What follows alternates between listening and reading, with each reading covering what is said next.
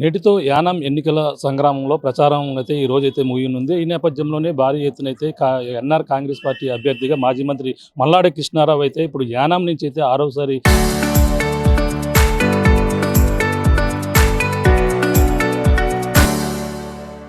MLA అభ్యర్థిగా పోటీ చేస్తున్న నేపథ్యంలో ఈరోజు ప్రచారం కనీవిని ఎరగని రీతిలో అలాగే భారీ పాదయాత్రగా కూడా యానాం నియోజకవర్గం ఎక్కడ చూసినా సరే ఈ యొక్క జగ్గు జెండాలతో కూడా అంతా కూడా పురవీధులన్నీ కూడా కిక్కిరిసిపోయినటువంటి పరిస్థితి ఉంది. అలాగే ప్రజల స్పందన ఈరోజు జరిగినటువంటి ఈ యొక్క భారీ బహిరంగ సభ కావచ్చు అన్నీ కూడా భారీ ఎత్తున అయితే జరిగినటువంటి పరిస్థితి ఉంది. అలాగే ప్రస్తుతం ఈ యొక్క ప్రచారం ఇయాలతో ముగుస్తున్న నేపథ్యంలోనే అసలు స్పందన ఎలా ఉంది, అసలు ప్రజల నుంచి ఏ విధంగా ఆయన మొత్తం అంతా కూడా ప్రజలు స్పందన ఏ విధంగా ఫీల్ అవుతున్నారో మరిన్ని విషయాలు తెలుసుకుందాం. సార్ చెప్పండి, ఎప్పుడైతే ఈ ఏళ్ళతో ప్రచారం ముగుస్తుంది యానాం నుంచి ప్రజలు ఏ విధంగా రెస్పాండ్ వచ్చింది, వాళ్ళ నుండి స్పందన ఏ విధంగా అనిపిస్తుంది? నేను నామినేషన్ వేసింది గత నెల 23వ తారీఖు, లాస్ట్ డేట్ వేసాను. ఈరోజు 7వ తారీఖు. ఈ 15 రోజులు కూడా ఎక్కడికి వెళ్ళినా ప్రజలు ఇదే విధంగా ఉన్నారు. ఏ నియోజకవర్గంలో ఏ బూత్కి వెళ్ళినా కూడా ఆ బూత్లో 900 ఓట్లుంటే 300 నుంచి 400 మంది వచ్చి అక్కడ నిలబడుతూ ఉన్నారు.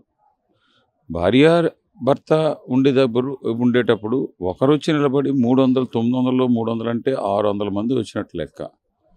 అది గంట 2 గంటలు కూడా నేను లేట్ అయిపోతూ ఉంటే, ప్రజలు నన్ను నలిపేస్తూ ఉంటే అయినా సరే జనం అంతసేపు వెయిట్ చేయవలసిన అవసరం లేదు. రాత్రి టైంలోనూ ఎండల టైంలో కూడా ఆ విధంగా ఉన్నారు. నేను నామినేషన్ వేసినప్పుడు వేలాది జనం, అలాగే మోటార్ సైకిల్ బైకులు పెడితే బైక్ ర్యాలీ వేలాది జనం.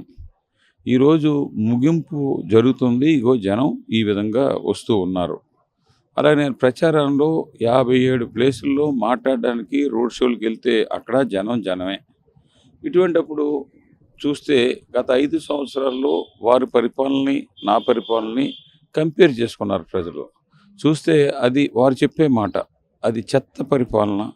చెత్త నుంచి ఎలా కొట్టేయాలో, ప్యాకాట్ నుంచి ఎలా డబ్బు తీసుకోవాలో, అలాగే కాంట్రాక్టుల దగ్గర నుంచి ఏ విధంగా డబ్బు తీసుకోవాలో ఇదే ఆలోచన తప్ప ప్రజలకు ఇక్కడ భార్య పిల్లలతో ఉండి ఇక్కడ సేవ చేయాలని కానీ, ఇక్కడ ప్రజలకి ఏ కష్టం వచ్చినా సరే నేనున్నానని చెప్పేసి నిలబడడం కానీ వారు లేకపోవడంతో నేను ముందు చేసిన పరిపాలన గుర్తు చేసుకుని ప్రజలు మళ్ళా పెద్ద అయిన పరిపాలన కావాలి అని మతాలకు అతీతంగా, కులాలకు అతీతంగా ఈ చూస్తే ఈ ఎలక్షన్ ఇది చరిత్రలో నిలిచిపోద్దని చెప్పేసి నేను భావిస్తూ ఉన్నాను. యానం చూస్తే ఎక్కడ చూసినా గత 30 సంవత్సరాల్లో అభివృద్ధి అంటే యానం, అలాగే యానంలో మల్లాడు అంటే యానం ఈ విధంగా పేరు అంటే ఉండేది. ఒక టూరిజంగా కూడా యానంని పర్యాటకంగా అంతా కూడా అభివృద్ధి చేసిన పరిస్థితి. ఇప్పుడు ఈ యానం అయితే సరిగా ఇక్కడ అభివృద్ధి ఏ విధంగా నోచుకోలేదు, ప్రజలే చెప్పడం జరుగుతుంది. అంటే అభివృద్ధి అంటే కనీసం అభివృద్ధి కాదండి, ఉన్నదాన్ని నేను క్రియేట్ చేసిన అసెట్స్, గవర్నమెంట్ అసెట్ని అంటే బిల్డింగ్స్ కానీ, రోడ్స్ కానీ, వాటర్ సప్లై మెయింటెనెన్స్ కూడా చేయడానికి అతనికి ఆ కమాండింగ్ పవర్ రాలేదు. అతను వెళ్ళి ముఖ్యమంత్రి దగ్గరకో లేకపోతే మంత్రుల దగ్గరకో వెళ్ళి ఇది మా యానానికి కావాలి అని చెప్పేసి అడిగింది లేదు, దాని గురించి ప్రయత్నం చేసింది లేదు. అలాగే కేంద్రం దగ్గరికి వెళ్ళి ఈ ప్రభుత్వం పుదుచ్చేరి ప్రభుత్వం ద్వారాగా ఫైల్ పట్టుకెళ్ళి అక్కడ శాంక్షన్ చేయించుకోవడానికి వెళ్ళింది కూడా లేదు. అతను ఎప్పుడన్నా వెళ్తే నాకు ఈ పోస్ట్ కార్పొరేషన్ ఇప్పించండి, ఇది ఇప్పించండి, సీట్ నాకు బీజేపీ సీట్ ఇవ్వండి అని చెప్పడం తప్ప అతను ఏమీ ప్రజలకి చెయ్యాలని కానీ ఆ పట్టుదల లేదు. అతనికి ఏంటంటే ఈ డబ్బు సంపాదింస్తే డబ్బుతో మనం మళ్ళీ ఎలక్షన్లో వచ్చేయచ్చు అని చెప్పేసి అనుకున్నారు. అలాగే ప్రజల కోరిక మేరకు నేను నామినేషన్ వేయడం అన్నీ కూడా జరిగింది. నేను కూడా రాజకీయాల్లో మళ్ళీ తిరిగి వస్తానని చెప్పేసి అనుకోలేదు. ఎవరినో పెడతారు, అప్పుడు మనం మళ్ళీ డబ్బుతో కొట్టేయచ్చు అని చెప్పేసి అనుకుని ప్రజలను పూర్తిగా అశ్రద్ధ చేసి ఇక్కడ అందుబాటులో లేకుండా అవినీతిపరుడుగా నిలిచిపోయాడు. ప్రధానంగా చూసుకుని గత మీరు 30 సంవత్సరాలు అంటే మీరు 5 సార్లు ఎమ్మెల్యేగా చేసి 2 సార్లు మంత్రిగా చేశారు.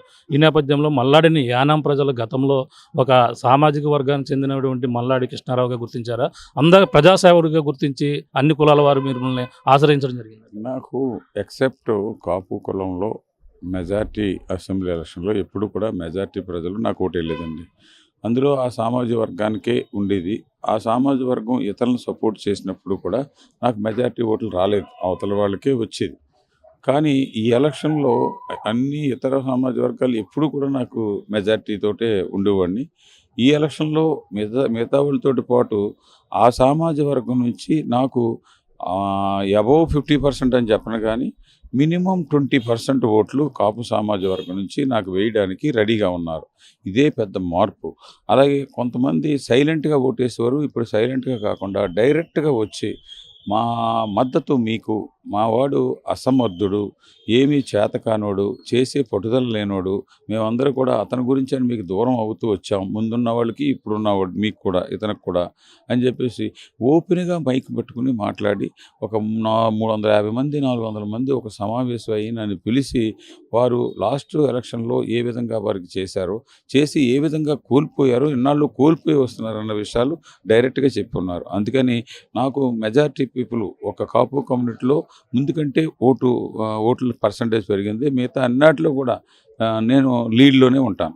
అంటే గతంలో ఆయన వద్ద ఉన్నటువంటి అశోక్ వద్ద కొంతమంది అనుచరులు కూడా పబ్లిక్గానే రావడం, ఇక్కడ మా గతంలో అతని దగ్గర పనిచేస్తాం ఇప్పుడు మిమ్మల్ని మద్దతు తెలుపుతున్నాను కూడా చెప్పడానికి ప్రధాన కారణం ఏమంటారు? అంటే అతనికి ఒక కార్యకర్త అంటే ఏంటో తెలియదు, లీడర్ అంటే ఏంటో తెలియదు, అహంభావి.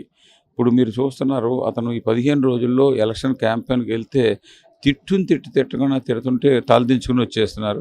కొంతమంది ఆర్గ్యుమెంట్ చేస్తున్నారు.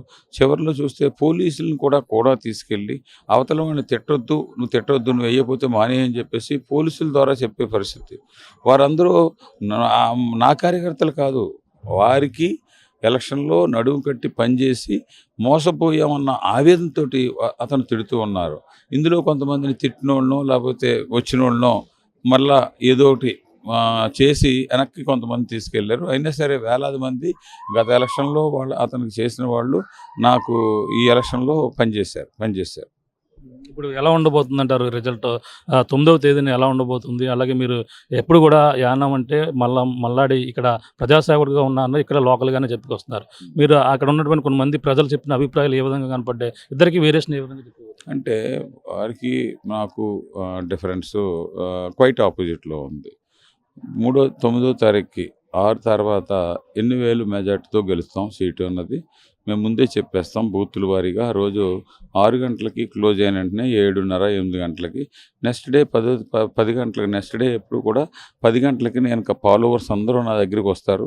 నైట్ ఫీడ్బ్యాక్ తీసుకుని ఎంత పోల్ అయింది, అందులో ఏ పర్సంటేజ్ ఎవరు మనకి సహకరించారని దాని మీద ఎన్ని వేల ఓట్లతో గెలుస్తాం అన్నది ప్రతిసారి చెప్పే మాట.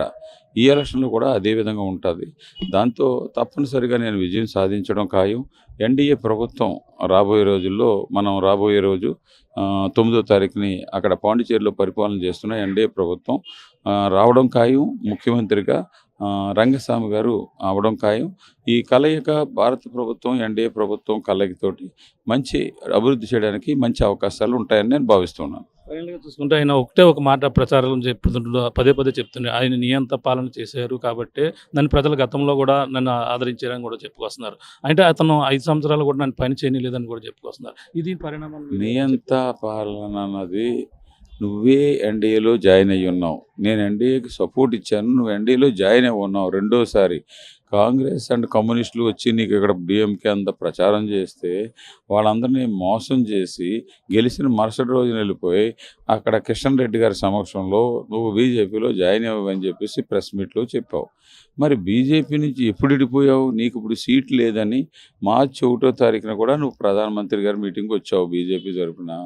దాని ముందు 27వ తారీఖుని ఫిబ్రవరి 27వ తారీఖుని కారైకల్లో హోమ్ మినిస్టర్ని కలిసావు బీజేపీ వాళ్ళతో. దాని తర్వాత రంగస్వామి గారిని వెళ్ళి నాకు సీట్ ఇమ్మని అడిగావు. అన్ని డోర్లు మూసుకుపోయిన తర్వాత నీవు ఇప్పుడు వచ్చి నాకు ఆఫ్ చేసేసాడు అని చెప్పి చెప్తున్నావు. మొన్న మీ గవర్నర్ పాండిచేరి లాస్ట్ ఇయర్ వచ్చినప్పుడు ఇన్ని శాంక్షన్లు వచ్చాయా, ఇన్ని ఫౌండేషన్లా, ఇన్ని ఓపెనింగా అని చెప్పేసి నాకు ఆశ్చర్యంగా ఉంది. నా కాన్స్టిట్యూన్సీలో ఇన్ని పనులు అయితే అని స్టేజ్ మీద నువ్వు మాట్లాడావు. అంటే శాంక్షన్ ఏంటో, ఫౌండేషన్ ఏంటో, ఓపెనింగ్ ఏంటో అన్నది కూడా నీకు తెలియదు. నేను తీసుకొచ్చాను కాబట్టి నాకు తెలియలేదు ఆశ్చర్యని అందరూ ఎమ్మెల్యేల ముందు మాట్లాడావు. ఈ విధంగా నువ్వు ఆఫ్ చేశానని చెప్పేసి నువ్వు చెప్తుంటావు. నేను ఎన్ని పనులు చేశానో డిబేట్కి రమ్మంటే ఇప్పటివరకు ఎప్పుడూ రాలేదు. నీ అంతా అంటావు. నీ అంతకి అర్థం తెలియదు నీకు. నీ కార్యకర్తలు నీ లీడర్స్ని ఎవరితోటి మాట్లాడకుండా నేను డబ్బుంటే చాలు అనుకున్నది అది నీ అంత. నాకు కార్యకర్తల వెల్ఫేర్ కోసం, లీడర్స్ వెల్ఫేర్ కోసం, నేను ప్రజల పేదోడి గురించి చేసేది నేనెందుకు నీ ఎంత అవుతాను? ఇది నా దగ్గర ఉండేది. అందుకని కనీసం నువ్వు ఫోన్కి కూడా అందుబాటులో ఉండవు. నీ పేషెంట్లు నీకు ఎలక్షన్లో చేసిన వాళ్ళు నాకు ఫోన్ చేసి నీ కొట్టి నాకు చేస్తే వాళ్ళు ఎవరైనా చూడకుండా నేను హాస్పిటల్కి మాట్లాడడం, హాస్పిటల్కి వెళ్ళడం, అక్కడ కొంత తగ్గించి మాట్లాడడం, అవసరమైతే 10,000 రూపాయలు ఇచ్చేసి రావడం అన్నది మల్లాడి కృష్ణారావు పని. దీన్ని ఎంత అంటారంటే నీకు దాని మీనింగ్ తెలియకుండా మాట్లాడుతున్నావు. అందుకని అది తెలుసుకో అని చెప్పేసి ఈ ఆర్టీవీ ద్వారాగా తెలియజేస్తున్నాను. ఫైనల్గా చూసుకుంటే ఈరోజు జనాన్ని చూసి 9వ తారీఖు దాకా ఆగాలంటారా? ఈ రోజే డిసైడ్ అయిపోయింది అనుకోవచ్చు ఎన్నికలు. నేను అలాగా ఎప్పుడు కూడా భావించను నేను. ఎందుకంటే ఎలక్షన్ అన్నది ఈరోజు, రేపు, ఎల్లుండి సాయంత్రం 6 గంటల వరకు, 6 గంటల తర్వాత లైన్లో ఉన్న వాళ్ళకి మళ్ళీ టోకెన్ ఇస్తారు. అది 7 అవ్వచ్చు, 8 అవ్వచ్చు, ఆ టైం అవుతుంటుంది. అప్పుడు వరకు మనం పని చేయాలి. ఎంత పర్సంటేజ్ అయింది, మన ఓట్లు ఎంత పర్సంటేజ్ ఓట్లు వేశారన్నది చూసుకుని మనం విజయం ఎంత మెజార్టీతో గెలుస్తామని చెప్పడం తప్ప నేను భారీగా నేను నామినేషన్ వేసినప్పుడు వచ్చారు, బైక్ ర్యాలీకి భారీగా వచ్చారు, ఇప్పుడు కూడా భారీగా వచ్చారని ఈ జనంతో మనం గెలుపు అన్నది ఉండదు. 40% ఓట్లు మనకి ఈవేళ వారు వాళ్ళ ఫ్యామిలీతో చూస్తే 100లో 40% ఉంటాయి. మరి మిగతా 40% అంటే ఇంకా 10%, 11% ఉండాలి. ఆ 11% ఎవరెవరు మనకు సహాయం చేశారు విన్నింగ్కి ఇంకా 20%, 25% వస్తే మంచి మెజార్టీ వస్తుంది. ఫైనల్గా మీరు ఇచ్చిన సవాళ్ళకి అటు నుంచి ఇంకా ఇప్పటి వరకు కూడా ఏం రాలేదనుకోవచ్చు. దానికి కారణం ఏమనుకోవచ్చు? అంటే మీరు కూడా అతన్ని ప్రయత్నం చేయాలండి. మీరు అతనితో ఇప్పుడు అయిపోయింది, కనీసం ఇంటర్వ్యూ చేసి ఏంటి నీ బైక్ ర్యాలీ ఏంటి అక్కడ అని ప్రశ్నలు వేసి అతని దగ్గర నుంచి కనీసం రిప్లై రప్పించేలాగా చేస్తే, రిప్లై ఎప్పుడు కూడా ప్రతి సవాలు ఉంటుందండి. అంతేగాని మనం చెప్పిన దానికి అతను మాట్లాడకుండా అతను తిట్టిన బూతులకి మనం రిప్లై ఇచ్చి ఉన్నాం. దానికి ఇది అలా కాదు, నేను అనలేదను, నేను అంతమొందిస్తానని చెప్పేసి అనలేదను, నేను మార్చిలోపు నేను ఫినిష్ చేస్తానని అనలేదని అనుకుంటే నేను ఈ విధమైన మాటలు కూడా మాట్లాడినే. నేను ఇప్పుడు గౌరవంగానే మాట్లాడుతున్నాను. ఆ ఇరిటేషన్లో నేను అంతం చేస్తాను అన్నప్పుడు కొంత మనిషికి ఇరిటేషన్ వస్తుంది. ఆ ఇరిటేషన్లో కూడా కొన్ని మాటలు మాట్లాడుతుంటాం. ఆ మాటలను కూడా నేను అతను రెడీ అనుకుంటే ఆ మాటకి 100% నేను కట్టుబడి ఉంటాను. ఫైనల్గా ఏం చెప్పదలుచుకున్నారు? ఈరోజు రేపు కూడా ఒక 2 రోజుల మాత్రం సమయం ఉంది. మీ కార్యకర్తలను కావచ్చు ఎవరన్నా కూడా ఉద్దేశించి రెచ్చగొట్టే ధోరణి చేస్తే పార్టీ ద్వారా అంటే అతను ఈరోజు నైటు రేపు ఏదో ఒక గొడవ సృష్టించాలని చెప్పేసి ప్రయత్నం చేస్తున్నారు. యువతలేమో హర్ష్ కుమార్ ద్వారాగా ప్రాబ్లం క్రియేట్ చేయాలని, అలాగే అమలాపురంలో ఒక జనసేన నాయకుడు ఉన్నారు, వీళ్ళు పార్ట్నర్స్ అని చెప్తున్నారు. వాళ్ళ ద్వారాగా కొంత రౌడీస్ని తీసుకొచ్చి ఈరోజు రేపు అలజడి సృష్టించాలని చెప్పేసి ప్రయత్నం చేస్తున్నట్టుగా రాత్రి పోలీసులు వచ్చి చెప్పారు. దానికి నాకు సెక్యూరిటీ అన్నీ కూడా ఇస్తాము, 2 పోలీసులను ఇస్తాం, గన్మెన్ని, అలాగే 2 ఆ సెక్యూరిటీ వాళ్ళని ఇస్తాం, 4 చెప్పారు. నాకు అది ఏం అవసరం లేదు. రాత్రులు వెళ్ళి నేను రాజకీయం చేయను.